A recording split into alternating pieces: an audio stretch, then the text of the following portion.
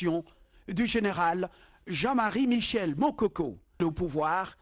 qu'il a tenté d'obtenir, mais sans succès, par les urnes au Congo-Brazzaville. L'interpellation de Jean Gwabi aurait permis d'accéder à des révélations troublantes et même très troublantes. Selon nos sources, toute l'assurance de Jean-Marie Michel Mokoko viendrait de sa coalition avec les mercenaires français basés au Gabon,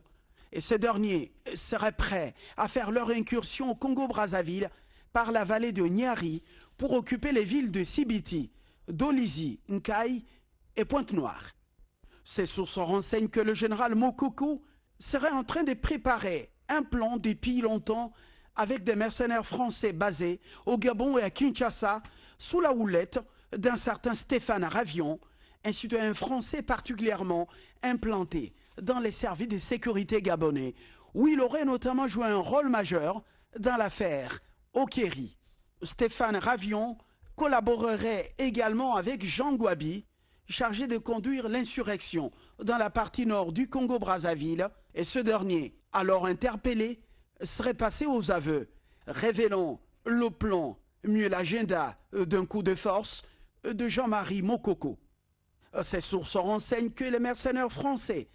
attendent de faire leur entrée au pays des Sassou Nguesso à la faveur d'un soulèvement populaire qu'éclaironnent le général Mokoko. Un soulèvement qui partirait de la contestation des résultats de la présidentielle du 20 mars dernier. Et le général Mokoko, arrivé troisième avec 13,89% des voix à l'issue de ce scrutin, d'après les résultats officiels dans son pays, se frotterait déjà les mains, car ce mercenaire aurait déjà réussi à faire entrer au Congo-Brazzaville une importante quantité d'armes via le Gabon, avec la complicité du colonel Ferdinand Mbaou et quelques autres officiers en poste à Dolizy et Pointe-Noire. Ces révélations sont troublantes pour l'Afrique centrale et celle des Grands Lacs, qui risquent encore de saigner alors qu'elles n'ont pas encore fini de compter leurs morts en République centrafricaine et au Burundi.